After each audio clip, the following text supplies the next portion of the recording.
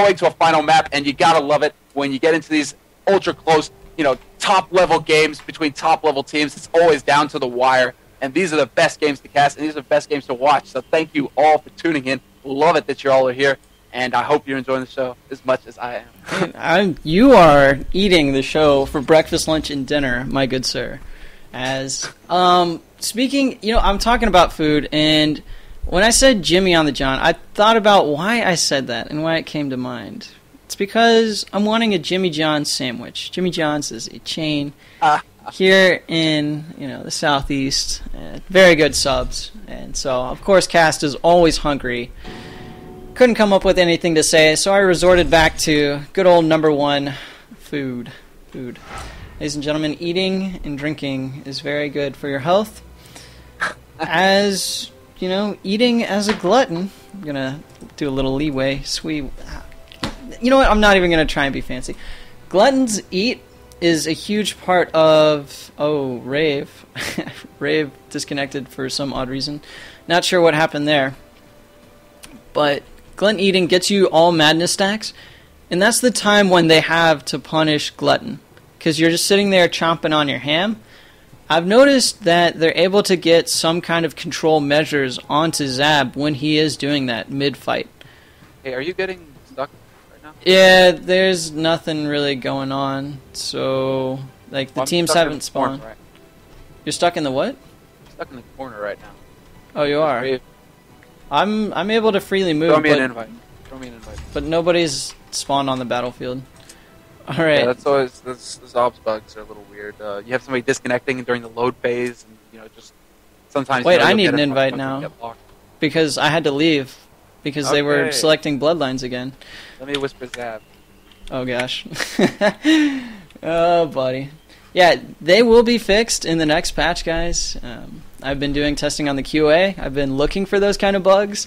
I don't know if I've exactly tested that one, but the black screen one, the syncing with the actual camera and the timer, that one's gone. And things are looking much better for next patch. And the stream will not have to do any of these workarounds when there's a in-game bug. So here we go. I think I'll take this one away because similar, you commentated the last two, which led us to a 1-1 in the maps. I have no idea on the warm side. Giants Gaming on the cold. Good pull by Rave onto Zab, and that's going to allow him to just absorb some of that damage, get some meter, and look at that nice, stalagmite. Boom. Zab is back in on the fight. Astronomer going to reduce some of that damage of his. Throw down that Moonstone. Very nice play right there. And Zab is just eating so much damage at this point. He has to eat. He can't keep applying that pressure. That gives Mithy the time to get the machine gun off. Thunder also getting those Moonstones, controlling the Glutton. So huge. Even though they've done a lot of damage to him, they're like, all right, we don't want Glutton to get any kind of pulls. We don't want him to get Aftershock because that's when we run into trouble. So right now we're just seeing, great play and good job by this cold team, Giants Gaming, to try and make sure that Glutton isn't going to be M1 spamming, Rave down, or Thunder, and that they can lock things up and get a pretty secure victory. Because, if you saw right there, Aftershock it came out, it just pretty much killed off one of Giants Gaming team members. But yeah, Mithy had the Venom ones on him as well. Yeah. So, not only Aftershock tried to space out, but that was yeah. And they're going to play Chase the Random, which is always such a fun game to play. And it comes to a nice, decisive victory. Robot. Robot? Robot? You're not Robot?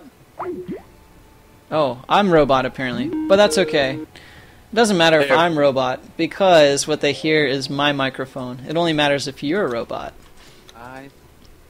So they get nice, crystal clear audio quality from me, but then you sound bad because you're via Skype, which is the best we can do at this point. And anyways, similar. It's full by Zab onto Rave, forced to use that Cabbage Patch. We got a good double stone going out. Pendulum taking some damage right now. Zab getting those beats on, and he's going to space onto Ravener, try and get some damage onto him as well.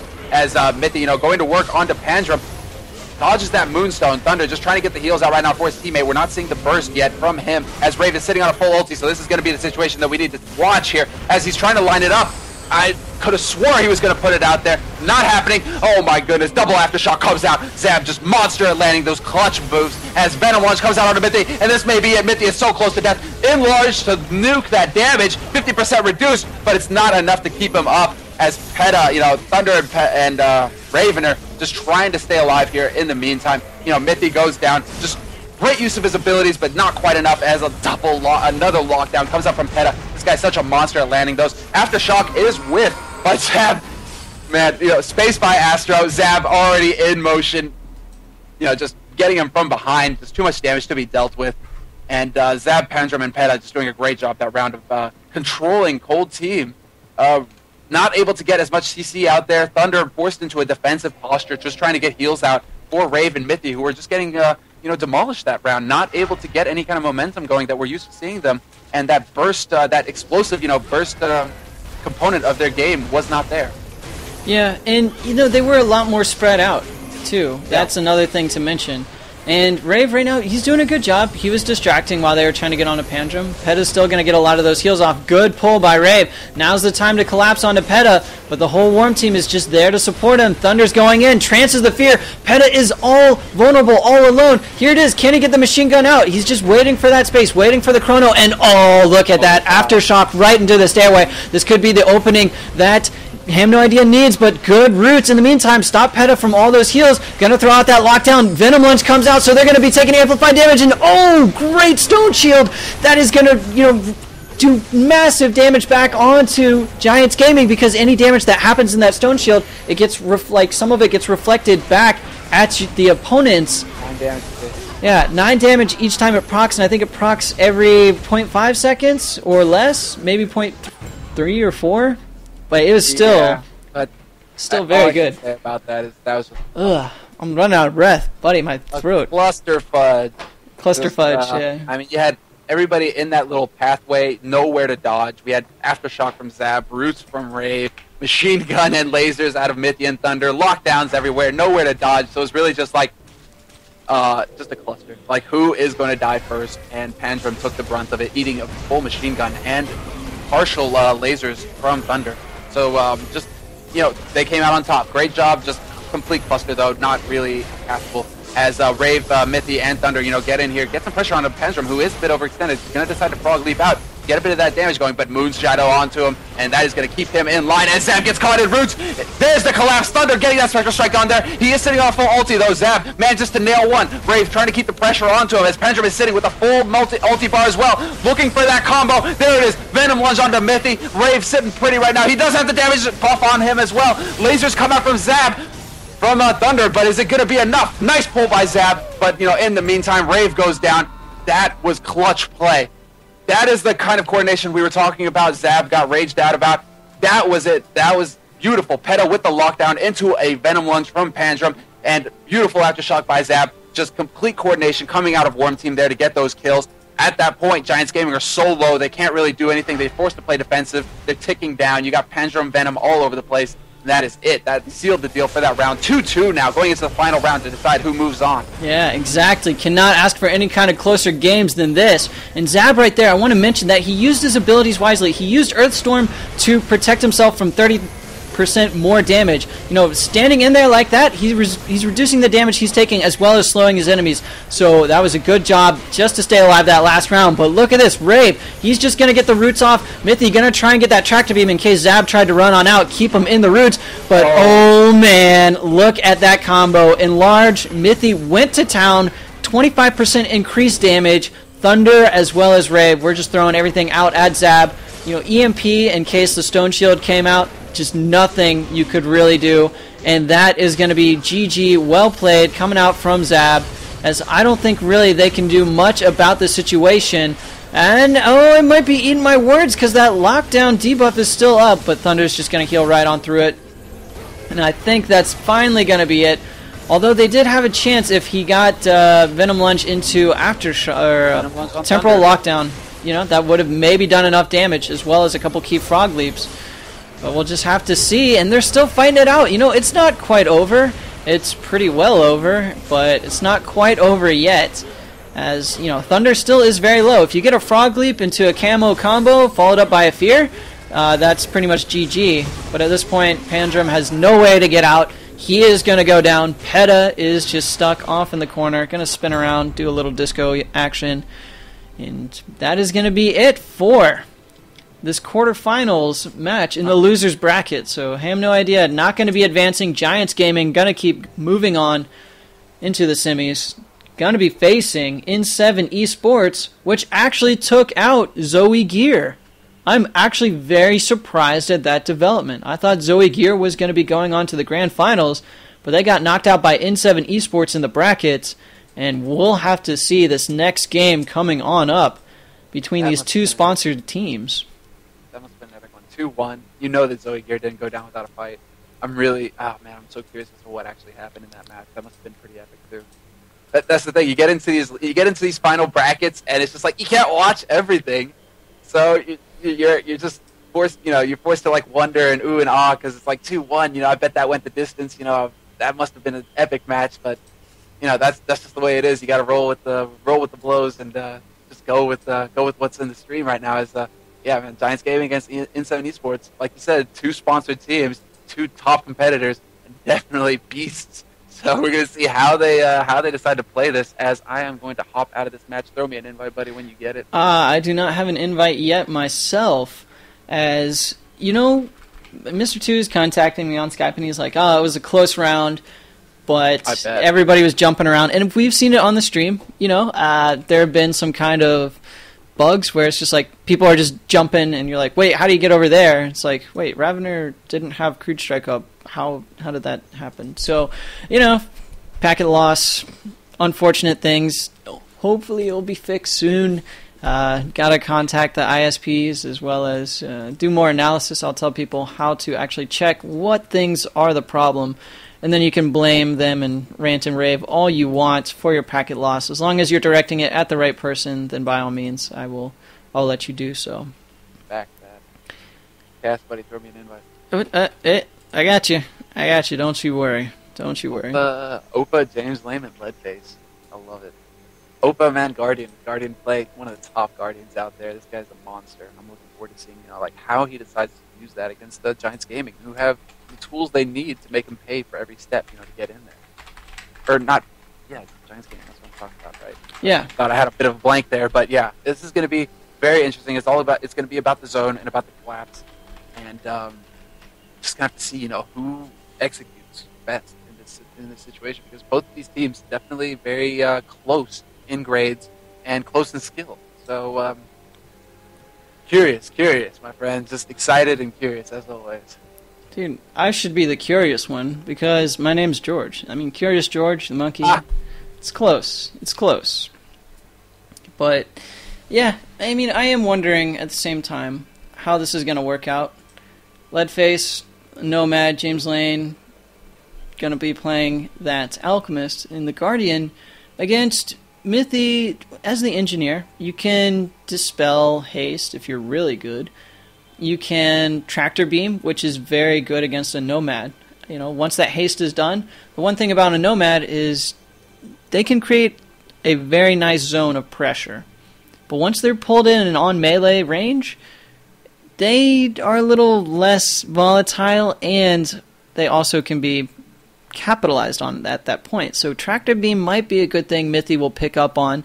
Rave, if he gets a pull onto a Nomad, forces that haste, that's going to be very good. That's going to leave Giants Gaming a little bit more of an opportunity to actually try and punish the Alchemist as well as Guardian, who will also try and, be in on that fight, or Alchemist is trying to stay back, but if Nomad has to haste, Nomad cannot, do the haste to tornado combo, will be a little bit out of position, and that's why key abilities like Harpoon, which gets the Spearmaster in your face instantly, the Stalagmite from Glutton, the pull from, or I guess I should say the Defiling Roots from Thorn, which is his pull, are very key abilities.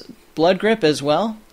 They really mess up your positioning and force a lot of mistakes, because at that time you have to use one of your spacebar mobility abilities, and they can just follow you up and collapse on you from there. So it's always very huge to avoid those. Nomad is still susceptible to those kind of tactics. So we'll just have to see what Mithy and Rave can do to try and pull in and get the zoning team with the Nomad and the Alchemist, get them in on the fight, and not keep that kind of area of pressure up.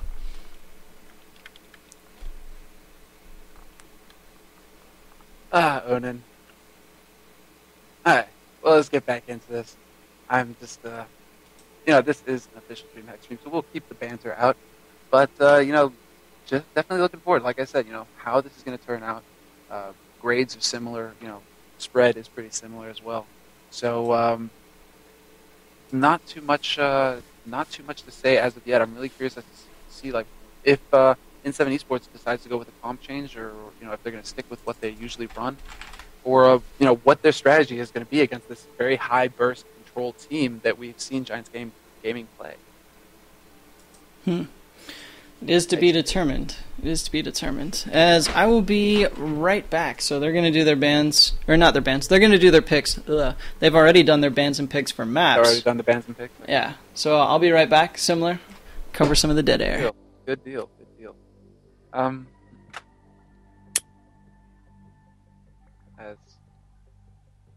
As you all can see, we're just going to go ahead and get into this. This is a very high-stakes game, it being the losers semifinals. Actually, this might as well be the losers finals, seeing as how Oars has backed out of the run. They are third place guaranteed. So Oars, stepped out of the tourney. So whoever wins this actually goes on to face Donors by Heart in the grand finals. So this, a lot on the line right now. This game is going to decide, who gets that guaranteed spot to go to Dreamhack in this first tournament. So, we're going to have to see, who can handle the pressure. Essentially, who can handle the pressure, because these guys plenty of experience. Giants Gaming kind of newer on the block. I've only seen them 3 or 4 weeks now. But N7 Esports, these guys have been around for ages. So they have the experience, they have the wisdom, and it's definitely going to be an advantage. But, you can never count Mithy, Rave, and Thunder out. These guys have proven to be monsters, placing, having top finishes in each of the tourneys I've seen them in. So definitely excited to see how this turns out. Right now we're going to go into the picks as we were saying. I'm not expecting, Giants Gaming to be changing up their comp at all. I'm really just, looking to see, what N7 Esports decide to go with as perhaps an answer to this very, strong composition that Giants Gaming are running. As just, getting these underway, Alchemist comes out for James. I like that choice, the barrier, and that is such a dirty combo. Alchemist and Nomad work so well together. You have insane control to work off of. Opa, is able to survive quite a bit, and I am hoping I do not get a black screen bug. We shall see in a moment, but, being able to stack your sleep with your tornado, being able to use sleep to set up for extra combos, it's a lot of coordination can come out of an Alchemist Nomad, and on top of everything else, you have Opa, who has Chains of Zex, who has solid control, and who has, decent burst damage. So if they can't, it's going to come down to, both of these guys have a lot of potential for burst, both of these teams, so it's going to come down to who executes best and who gets the pulls off. Rave is definitely going to have to be Johnny on the spot with those pulls on the game. Yep. And, similar. Take this one away, since you did a great intro and a good job filling for me while I was in the downtime. Going to be getting on here. Rave trying to get in there pretty aggressive. The Mud walks out. I like that choice. Doesn't get in too deep, as he did have Deadly Injection on him. Was going to take some burst.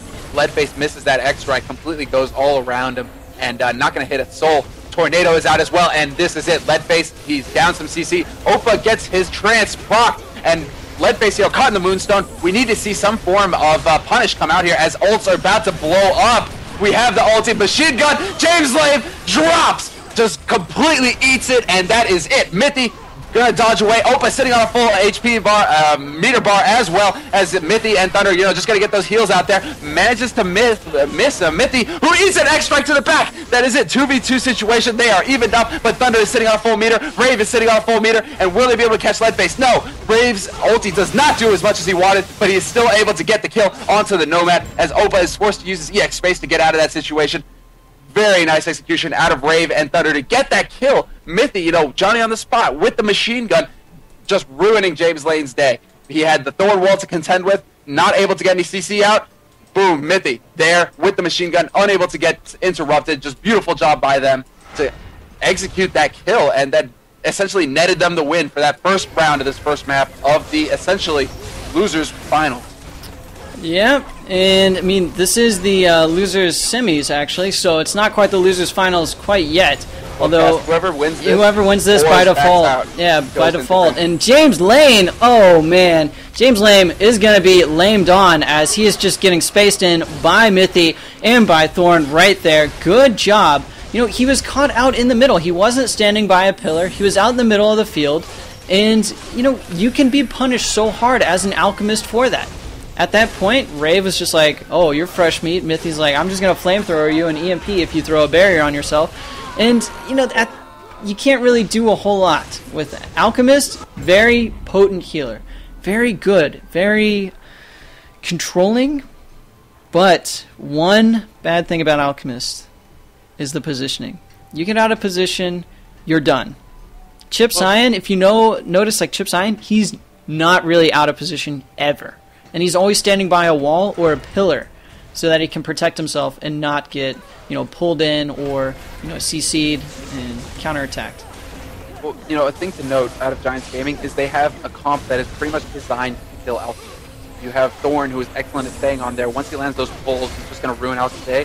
Mithy with the dispels to get the barriers off, and Thunder with that great burst in CC. So, you know, they have all the tools they need to just ruin an Alchemist day on a daily basis. And already James Lane under some pressure. Thunder going to get in there and try and get that space out. Alpha is caught in the corner, but a triple ulti comes out from him. Everybody, nerd blood everywhere. This is going it. Because Mithy and Rave are definitely at the health deficit. Worm Team is looking really strong right now. Rave got it caught out, forced to use that ulti to get it onto James Lane, and he's putting some pressure onto James Lane into the machine gun, but James gets just around the corner out of loss of Mithy, and that is it. Nice pull onto James to get that pressure on there, and could this be it? Yes, it is! They get the kill onto James. What a comeback! Thunder is not out of the woods yet, as Opa and Leadface are trying to chase him down. Spaces into the corner, just needs to get some heals, needs to buy the time, and there is Moonstone out there, and both of Giants Gaming are just trying to get heals off right now, not attempting to come back and peel for Thunder as they were pretty far away. You know, this is going to come down to execution now as, oh no, Rave gets the debuff on him, Cyclonic Strike onto him, bleeds to death, and Leadface and Opa sitting pretty in the middle right now. Brostorm comes out onto Mithy, and that is it. 2 rounds to 1. Opa, Leadface, great job by them to get that counter kill. You know, they had the great damage onto Rave and Mithy throughout that fight, you know, and they just managed to get the kill onto James Lane, but by that time they were so far behind in real health terms that just, you know, Leadface and Opa had to execute, and they did beautifully. Yes, similar. Might want to tone it down a little bit on the excitement control levels. Everybody's ears are bleeding out at this point. So, just a little bit of a friendly reminder for the live stream chat. And, alright, we're going to see a little bit more initiation from this Rave character on the Thorn. As, you know, he's just going in, spaced in. I would like to see a pull more for the initiation, as he's already down to 50% HP. He's feeding the Worm Team lots of energy, and he's almost about to go down. Forced to use his EX abilities to heal. Thunder not coming in on the fight when, you know, Rave was going in. And now the Alchemist, because you could get the deadly injections, could get the M1s off, and a couple basic heals, had the goo, pushed Rave into a situation where it's like, okay, well, you don't have a space because you keep playing a little bit too overly aggressive. I'm going to punish you now. You're going to be slowed. Leadface with those X strikes, very key as well. And Giants Gaming really making a huge mishap right there in terms of positioning, and Rave just going in on his own whim, not allowing the team to come support him and back him up as much as possible. Also, I'd like to see, if before he goes in, a concussion shot go off beforehand. 3.2 second in cap. Very huge. And then you can space in after that, do the damage you want, and get that control on from there. Absolutely, one of the longest CCs in the game, you know, and Mithy just they have to take advantage of that. You know, I've seen a couple times where he canceled his own concuss shot. You know, he landed it and he just broke it immediately. You should be taking, you know, using that to its fullest advantage, fullest potential, as Rave is forced to use an EX space to get in there and get some heals on himself, as he is taking pressure from Opa and Leadface. Mithy trying to space in there and support, but you know, Worm Team looking so solid right now. There is the nice concuss onto James Lane into the M1 Fury, and misses sleep. He is wide open right now, caught in it. Barrier is out, but he is so close to death. Can they guarantee it? Boomerang Fury comes out from Leadface, trying to get the kill. But James Lane's pretty low right now. Rave trying to get to continue with the pressure, but does he have his thorns up? Enlarge comes out on him, and he clutches the kill out on Opa. Beautiful job by Rave, and beautiful job by Mithy getting that enlarge onto Rave. 50% reduced damage, just enough to keep him alive. Leadface is sitting pretty at near full health, and Mithy gets caught in the Bro Storm. He's going to be able to walk out of it as Rave is on top of James Lane. But Goo comes out, Cabbage patches up. Can they get enough heals? EX pull to get that 32 healing, but he is caught in the corner. Leadface there to take advantage and get the counter. This is a 2v2, but Thunder is looking good. He has plenty of health. Mithy, known for his execution. If he can get a good concuss shot off, this can go badly for N7 Esports. We'll see how this rolls as Leadface, nice sprint from him to avoid the concuss. Max range, and they do get that rune. So they do have the meter advantage. This is going to come down to who can zone the best, who can CC the best, and who gets their ultis first. But Thunder, Mithy, they have the advantage right now. They are sitting pretty at near full meter. We're going to have ultis coming out soon, as there they go. Initiate goes in. Trance, Spectral Strike combos, Moonstone onto James Lane, and there it is, double ulti coming out. Mithy with the machine gun, Thunder with the lasers as he gets a slept, and Mithy, turning around, kind of caught out. Boomerang Fury onto Thunder, who manages to space around the corner, but Mithy is caught in Goo right now. Enlarge out on him. He has Deadly Injection. This is going to be it. That is it. There's no way surviving that burst. Caught in Goo, Enlarge or not, Deadly Injection with a Nomad spamming boomerangs into you. Just not enough to survive it. Thunder not able to get the heals out to support, and that wraps that round up very nicely. The thing is, Thunder and Mithy kind of jumped the gun. They didn't get the best ultis off as possible. They were kind of on two different targets. Had they been on a single target to get that to the maximum potential, that could have been it. But Mithy going for the Alchemist James Lane, and sadly Thunder going for the Nomad. So maybe a bit of miscommunication happening there as to who to focus and who to get the kill out on. But just still great games by Giants Gaming and N7 Esports, both 3v2 in N7 Esports' favor for this first map. Yep, that's right. N7 is going to have one map up on them. Giants Gaming playing very well those first rounds, but sort of lost it towards the end. Mithy, I'd like to, again, see him maybe use that tractor beam a little bit more. The machine gun, it's good, but he's very vulnerable to Leadface, as well as to anything, because you got the sleep, you got the Deadly Injection, which will reduce damage. You also have a Nomad, Tornado. You've got, you got the Tornado's Call, you've got the Wind Strike, which if you get up close, it does interrupt abilities. And Nomad can just space away, so it's really not going to do a whole lot. The only thing it'll do is against Guardian after that space is up, because you trance one bullet, but yeah, okay, the others will still hit. Chain Heal can come out afterwards, and maybe a little bit more positional usage. And I would like that. I think I would like that more. But who am I to say?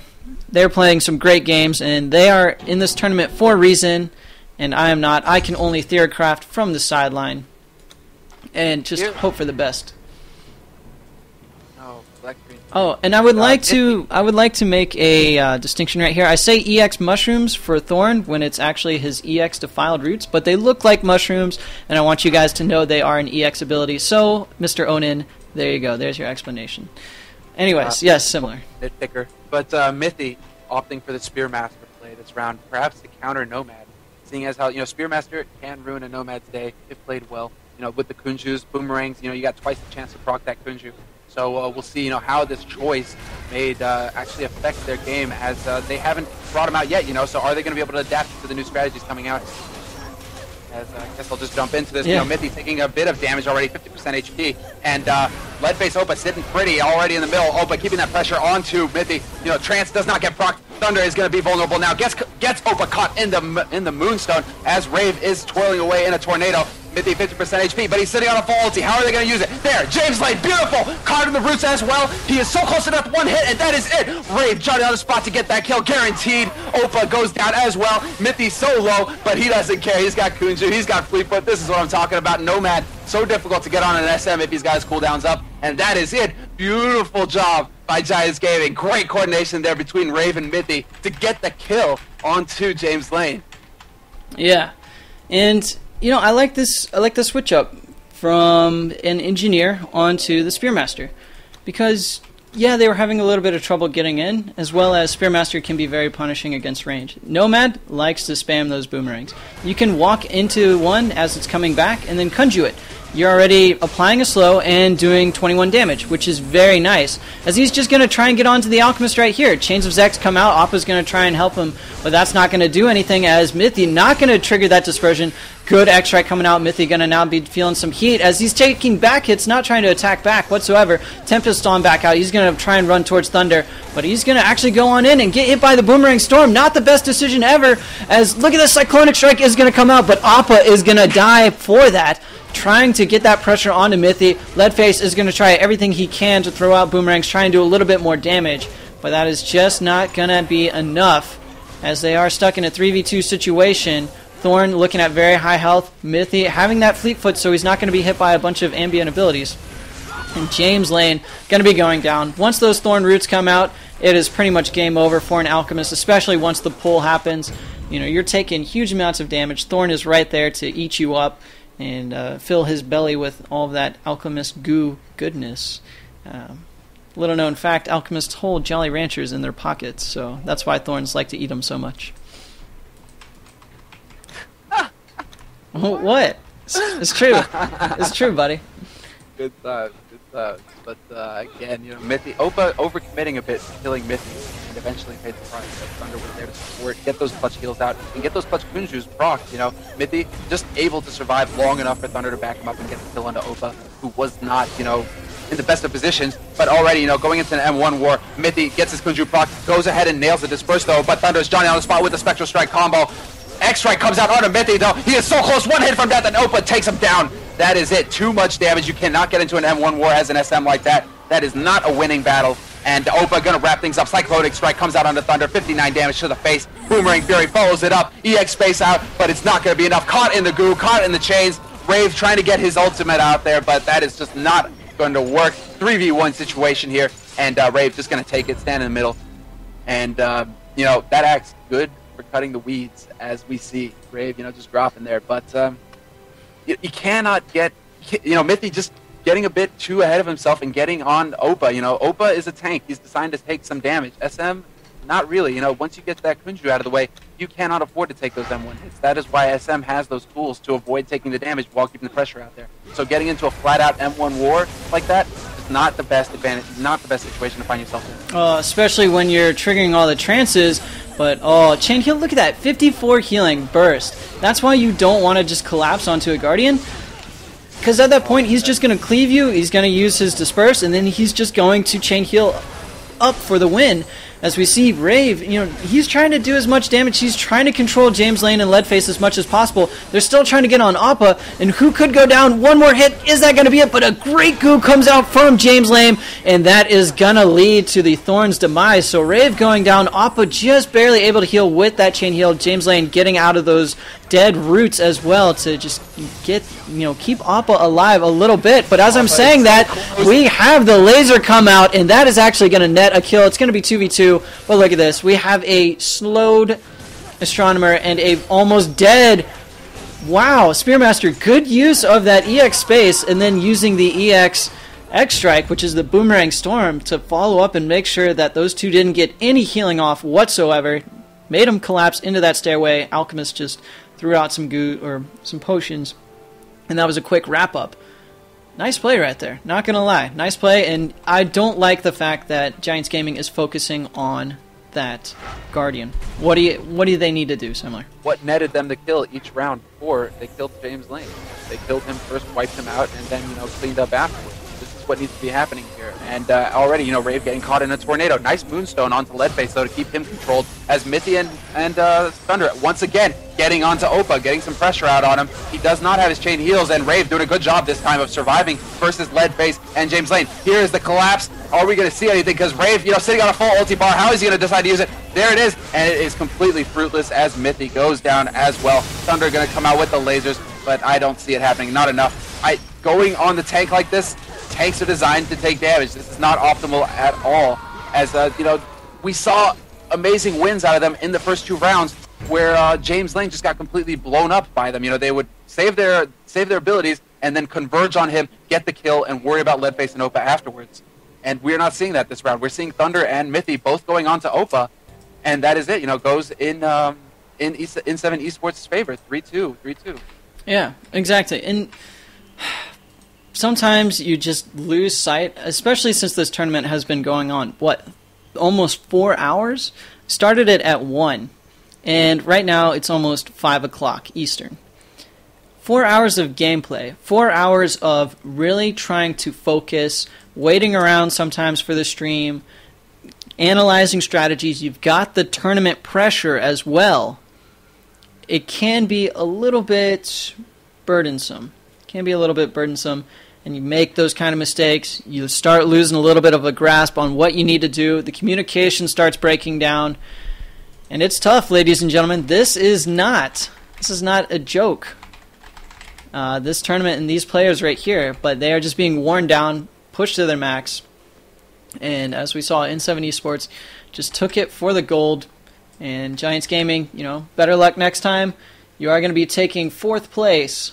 As remember, Team Oars, the American team, did get into the finals of the winners bracket, but they decided to forfeit, which put them down into the finals of the losers bracket.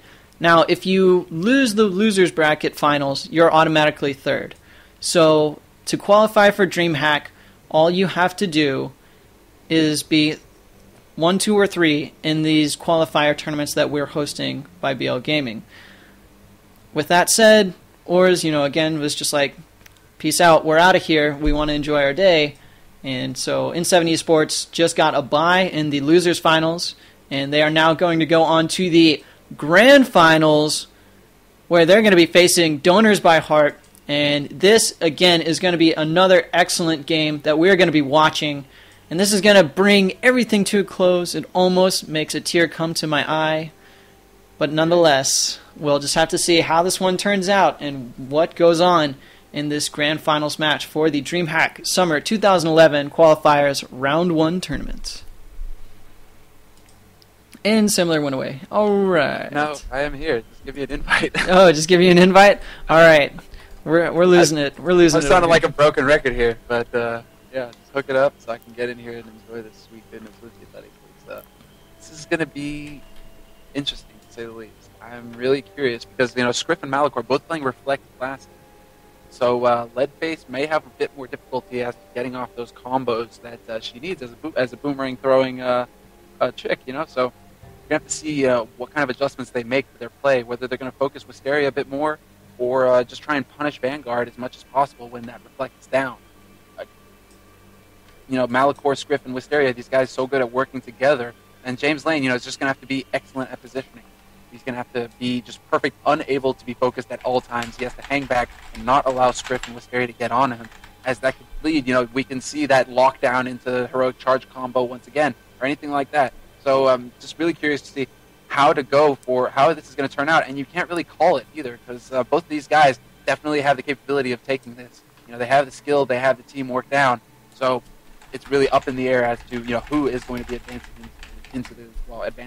into a guaranteed spot. They have the guaranteed spot, but who's going to get the best seed? Those is what I'm trying to say. Yeah, and that is one thing to look out for, as I'm about to get absolutely flamed in the chat.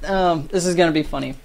But regardless, guys, thanks for tuning in. This is, like we've been saying all along, a presentation by Borderland Gaming. It is for Dreamhack, duh. Stunlock Studios actually are the ones that put this thing together for Dreamhack and got everything set up for Dreamhack. And you got to thank Mr. James 2GD Harding as the official esports manager for Bloodline Champions for growing this game in such a way possible for it to be there and to be an official game, at Dreamhack with a nice prize pool.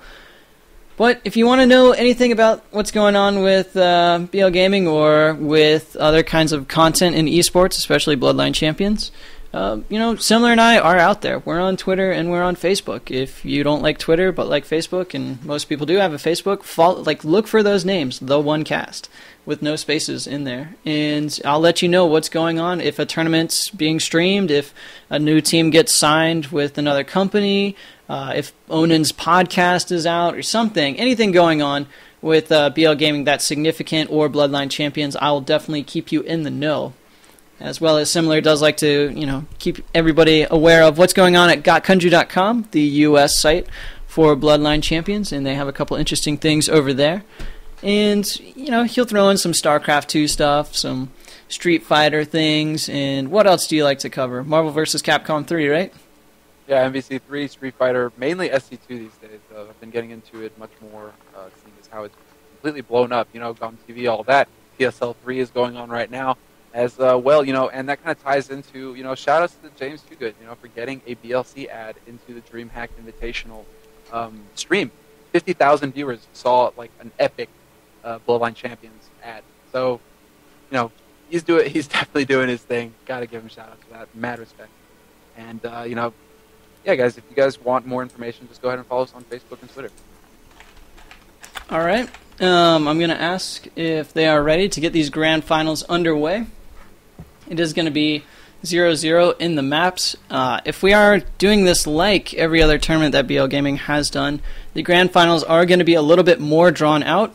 I haven't exactly read over all the tournament rules as I was testing stuff with the stream, but I believe the rule format is first to 3 maps in each set.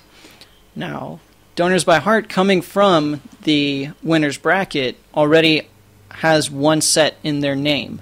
You have to win 2 sets in the grand finals to be claimed champion. So that means, on the cold side, N7 Esports, they're going to have to win 2 sets by winning 3 maps, rather than the standard 2.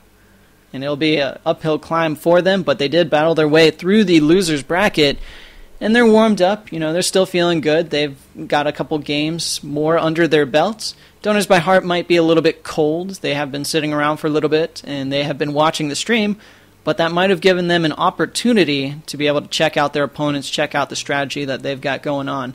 Maybe they can capitalize afterwards.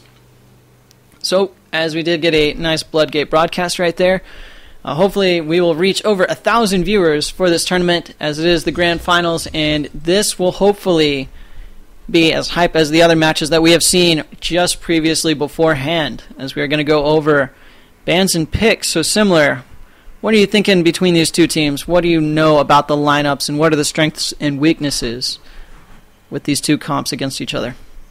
Well, as I was going over before, you've got Donors by Heart running a double or flex piece. This is going to pose a problem for Leadface, just because it's maybe a little bit more difficult to set up the combos that he needs to put out that damage. And already we have Wisteria, opting to go for a Seeker. And Seeker, they don't have to worry so much about Rune Shield being present, because this isn't a double melee rushdown comp. This is actually a zoning comp with Guardian thrown in there for the support. So that's it's not so clutch to have that Rune Shield. However, Seeker, excellent at punishing Guardian in every way, shape, or form. So I'm really interested to see, how they decide to use this comp change to their advantage, as there's huge burst capabilities, coming out of these guys. Scriff and Wisteria, Malachor, setting up those, like I said, those lockdowns to heroic charges, and Wisteria is going to be there with the marksmanship to boot. There's going to be insanity damage coming out from these guys, and I'm really interested to see, how Leadface, Opa, and James Lane decide to, adjust their strategy to deal with it. If you're wondering how, then similar, why don't you take this first match? We're going to get in here with a nice double block here onto Oppa. Oppa getting the Blitz combo off. Going to go ahead and proc his dispersion, though, and that gives him the opening to get into Wisteria and put some damage out, as Leadface is getting worked out by Scriff. Scriff already has a full ulti, so we're going to have to see when he decides to use it, or if he opts to use some use the EX abilities, as Cold Team definitely suffering the brunt of this mass range onto Leadface, but just out of range. Heroic charge, splash damage hitting Leadface there. Goo comes out, Scriff out of harm's way, though. He is not in the situation, and Wisteria with the marksmanship, laying the damage in there. This is too much damage, as James Lane gets caught out, locked out. Another heroic charge by Scriff onto Opa, and that is it. Too much damage to be dealt with, and this is what I was talking about, the explosive quality of this comp, where you have those heroic charges into lockdowns, and Wisteria with the marksmanship, you have fire arrows that deal 32 damage AoE to everybody, control, and the speaker strut spam, increased range and velocity, I believe. So it's just, we have to see how Leadface and Opa decide to handle this, because this is going to be, they don't have the zoning advantage. Opa has to find the correct openings to get in there and not get punished. and James Lane just needs to stay alive. So we're gonna have to see how they do. Yeah, so this is the first map, and that first round did go to Donors by Heart, so it seems like they haven't been too sleepy while waiting for the losers brackets to finish. And we're going to see Leadface just miss that Tornado's call onto Malachor. And look at this, Marksman ultimate onto Wisteria already. Appa not with the greatest mobility, trying to get onto a Seeker who can deal with melee pressure so well. I really don't see the kind of strategy in that, as Donors by Heart, with Wisteria playing that Seeker rather than Inhibitor, they're really pushing Appa back. And only 202 damage.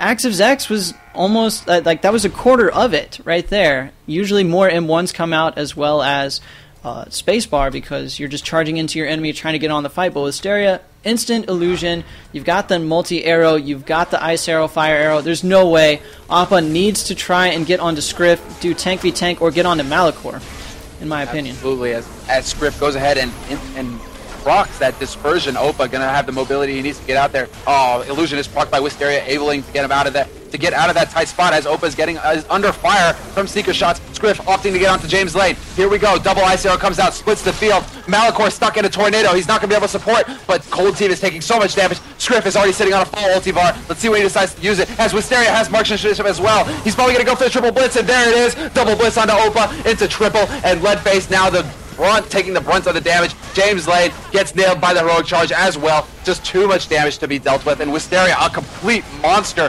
pulling off that triple blitz combo onto Oppa, just working over Oppa. This is what I was talking about. Seeker able to punish Guardian day in, day out, and Oppa is just, on the receiving end. I'm sure it's just not a pleasant place to be.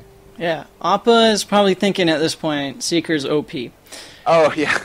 Yeah, Seeker does have that triple blitz combo where once you get all your M1 stacks, and I don't know if you guys caught it, but he was just saving the stacks. He was just like, all right, I've got 3 stacks on me. If I use any other kind of ability, then it'll refresh its cooldown. Blitz is one of them. So you can blitz on through, that's 10 damage. Blitz back, that's another 10 damage. Marksman, and then blitz again because Marksman refreshes all abilities you have. So you're looking at 30. You go to Ice Arrow, which is 16, because in its new form, when you have Marksman, it does damage. Then to a Fire Arrow, which is 32. So 16 plus 32, that's 38. Yeah, 38 plus 30. You're looking at 68 damage, followed up by an M1 or anything else you want to throw at it, multi-shot arrow. Uncontested damage that you cannot get out of because you are in cap the whole time. And that's not including back hits at all. So, whoops, 30. Well, my bad, guys. Yes, it's 48. 48, so you're looking at 78 damage total. My arithmetic, it's this late in the tournament. This is the grand finals. It's too much damage. That's all you need to know. And, oh my yoy. I need more water. Good thing I got my gallon jug next to me. Going to be keeping hydrated. And that is one map in favor of Donors by Heart. So I'm going to update that on the overlay right now. Go ahead, Simla. Doing a bit of advance at the start there. Oppa getting onto Scriff. This is what needs to happen. We need to punish this melee Scriff character. He's on the tank, and he is vulnerable to this kind of pressure. As Deadly Injection comes out onto him, he's already going to be at 50% HP. Getting some heals up by Malachor, though. Malachor not pressured as of yet. As, there's the space onto Scriff. Bro Storm right into a Bro Storm, though. Leadface, great read there. Gets the Bro Storm down before, as Malachor is facing onto Scriff. Perfect timing there by that. Lockdown is coming out by Malachor. We do have ultis about to be used. Wisteria sitting on it. Triple blitz combo onto Oppa. Sitting in a nice fire arrow comes out to the back. And there's the max range. 50 damage. Heroic charge by Scriff to clean that up. Oppa drops like a ton of bricks. And that is it. Beautiful play. Scriff on the verge of death. But he's like, not having any of this. Gonna take out Oppa before I go. And that was just beautiful to watch. Yeah. Seeker. Cast. Am I missing ultimate, says Scriff. Scriff, no, I think you've had the right amount of whiskey today. You are hitting back hits with your heroic charge. I think we've only seen you miss one. That's a much better ratio than before in previous tournaments. He knows everything's on the line, and he's got to hit all of his abilities. So it looks like Wisteria, again, just going to be doing work against Appa. Blitz into Ice Arrow to Fire Arrow. classic combo. Seeker is so combo heavy. Marksman goes out. He's even faster with Blitz. Fire arrow onto James Lane. Illusion, multi-shot. He is working over this Cold team solo by himself, even with the lockdowns missed. Nice ultimate from Leadface. He could be killing Malachor, but that's not going to happen. Going to be turned around. And wow, in the meantime, Wisteria goes down. You know, he was at the top. He was doing a very nice job, but Scriff just not able to follow up with it. The lockdowns did miss James Lane. And Appa, which would have definitely netted a kill, although the health advantage is still on Donors by Heart's side. Scriff can do a lot of damage, especially with that taunt getting all those rage stacks, and we'll just have to see what he does. Appa using that ultimate right there. Malachor is going to be safe from damage, and yes, as I was saying, Scriff, boom, he does get that kill. Appa now the target of choice, and that is going to be a 2-2 situation as the Alchemist is gone for that Cold team, and I think it is just going to be in favor of Donors by Heart at this point, just going to be chipping those guys down as Leadface going to try and throw out that Boomerang Storm, try and slow anybody. Not going to happen. Have that lockdown into just fear. Too much damage. And Donors by Heart really looking convincing in these grand finals. Not much of a contest. Yeah, there's the taunt finally to lock that out into intercept, and Opa is going to go down to this kind of pressure here. Just want to say, you know, Wisteria just got caught up against the wall. James Lane and Opa both there to support and get the kill. You know, Scriff came in on the spot with the heroic charge and almost netted those, but Wisteria just went down to the pressure. But the thing is, Scriff, the complete opposite of last round, he was sitting on a full health bar. So you had 2v3, all of Cold teams so close to death. You know, that no reason why they could not finish that off. And, you know, knowing Scriff, he's the man to do it. So, you know, we're going to get into this next round here. Scriff already getting offensive, getting in James Lane's face. Eats a sleep, though. Wisteria, Illusion not going to get procced, but Blitz onto Opa. Opa is not where he wants to be right now, alone with an Angry Seeker, as he is just getting worked over right now. Multi-arrow comes out. Oh, Dispersion gets procced. And we have the ulti triple Blitz coming out. Ice arrow onto Opa.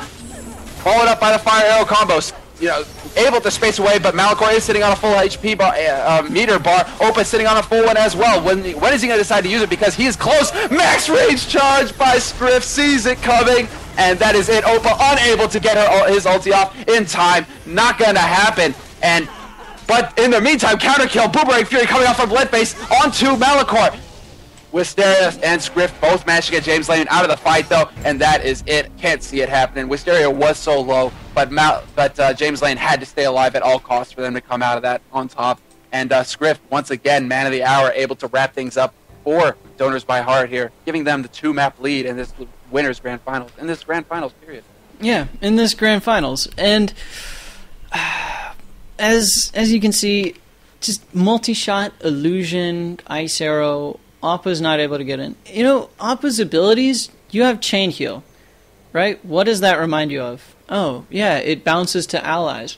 Oh, so it's good use on allies. What does my spacebar do?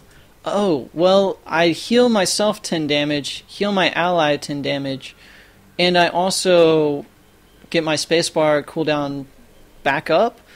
So he has a bunch of abilities that are good in team situations. I would like to see him stay by his team. I really don't know what else to say other than you have a character that's supposed to be a tank and supposed to use team abilities, and he's just trying to go off in solo.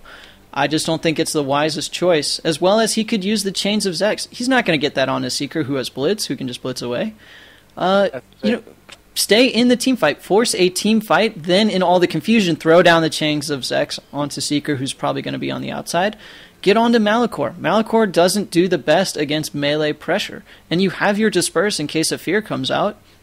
Go for that instead. At least something different, like stay by Scriff or Malachor, or just stay by your teammates. Leadface can do a good job zoning, as long as you keep Leadface and James Lane alive. You might be able to win the zoning war. It's going to be a little bit harder against the Seeker because of that M1 spam, but you do have great options against that Scriff Vanguard, who will be trying to go in and trying to get all of his abilities off. I completely agree with you, and Opa's choice of targets is definitely costing them some headway, at least, you know, if not the rounds. As Wisteria, like I said, you know, just completely capable of controlling anybody on the battlefield 1v1.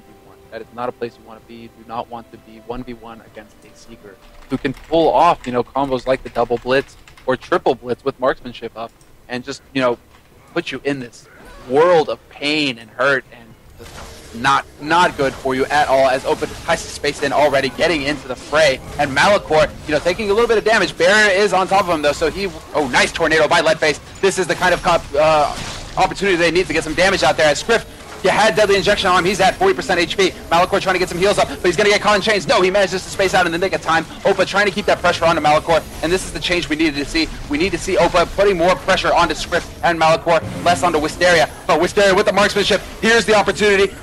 Fire arrow missed. No, it clips James Lane in the back. We have Malachor with the lockdown ability, though. Let's see when they go for it, because Script is almost at a full ulti as well. Lockdown comes out, but Opa gets onto Malachor, and that is it. If Script can get a counter kill right now, this could be game-changing, but no, it's not going to happen, as Wisteria finds herself alone 2v1 situation, and that... I don't know. He's almost got a full ulti. This could be... Oh, no. Opts for the Frost Arrow. That is not going to be good. He needs to get his zoning game off. Nice illusion proc, though. Gets the Blitz off, but he is completely vulnerable, as Opa and Leadface do have a huge health advantage over him. He needs to stop using the Frost Arrows. If he could get marksmanship out, he could one-shot Leadface, but no, that's not going to be it. Yeah. 2 versus 1 goes down.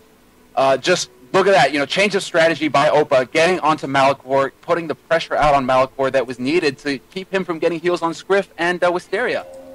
Scriff was under pressure by Leadface and James Lane. Great work by them, but Opa really, changing up the strategy there, allowing them to get the openings they needed to pull that win in the end. And then he gets the chains of Zex off onto the, Wisteria off in the background, and by all means, theory crafting, it's...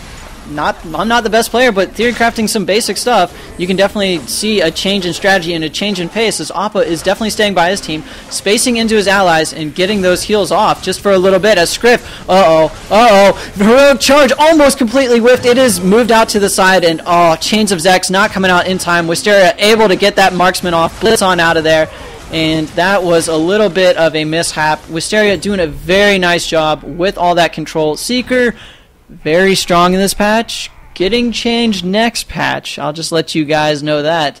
The control a Seeker can be very devastating. So it's a little bit of a delicate balance where the Cold team needs to try and collapse on one target except for the Seeker, but the Seeker can control everybody in the meantime. So you have to play it very delicately and wait for Scriff to go in and misspace himself. Don't try and force the situation against the Seeker. Opa is now alone. He has no outs, and he is getting demolished by Wisteria right now. Blitz, double blitz combo. Marksman comes out, and Opa, nice, disperses the fire arrow, but that does not mean that the M1 hurt is over. He's going to keep spamming it out there, as Scriff is doing a great job of putting pressure onto Leadface and James Lane. Going to go ahead and try and get this max range ulti. You can see it coming. And it's with a Cyclonic Strike comes out by Opa in the nick of time to get him out of line of fire. Scriff caught in a tornado now. This may be the change that Cold Team needs to make something happen here, as he is quite low, and Malachor trying to get the heals onto him desperately. Wisteria caught in a goo right now. Illusion not going to get procced. X-Strike on him, and that is it. Wisteria goes down. He was out of line of sight of his healer. Malachor unable to get the heals out, and caught in a Boomerang Fury with Opa wailing away, and that is it. Great turnaround by In7 Esports. That is what needed to happen there, and Opa that was the game-changing moment right there. Cyclonic Strike in the nick of time to get out of Scriff's heroic charge. That would have one-shot him. Scriff was at max range, just completely locked and loaded, but Opa able to get out of there. That was the game-changer right there. Had Opa gone down, this would have ended quite differently. Oh, yeah, no kidding. And now, In7 Esports, with this change in strategy, is actually up. And, it's a change in map as well. It's a little bit smaller, so Appa has more room to run around. But Seeker, it's doing a very nice job with that control still. Scriff now playing a little bit more back. He's not trying to get on the Leadface and James Lane. But, now that Appa's off in a corner, he does go opt for that taunt. Scriff does have the ultimate. Malachor has the ultimate lockdown coming out. Oh, max range! 65 damage, 18 with a follow-up M1 afterwards. You are not going to be able to do anything about that. Sorry, ladies and gentlemen, that is one of the classic combos ever since closed beta, when Donors by Heart was known as Pubic Transportation. Just the lockdown into heroic charge.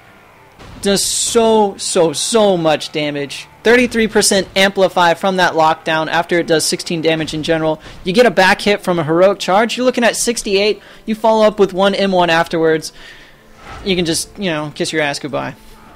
Pretty much, and it's just such a brutal combo, and it's so brutal to watch it happening too, because you're locked down, you can't do anything, and you're watching this Vanguard charge up his ulti in your face. That is like the worst feeling in the world. But right now, Script getting worked over a little bit. Leadface and James getting the pressure out onto him. He's already sitting with a full ulti. Malachor gets caught in a tornado. Wisteria, good illusion proc on the back wit and gets the blitz in there with the charge onto Opa. Barrier comes out in the nick of time, gonna keep him alive as he spaces out, trying to get some heals up. Tornado goes out onto Wisteria, who's sitting on a full ulti. Malachor is as well. We have to watch them combo these together as the Ice Arrow to Fire Arrow combo comes out. Scriff is low. Malachor trying to get the lockdowns out, who is sitting in goo, and that is it. Malachor goes down in the meantime, but we get the counter kill. Scriff and Wisteria both. Wisteria trying to get some body blocks off there to keep Scriff alive, but he was caught in the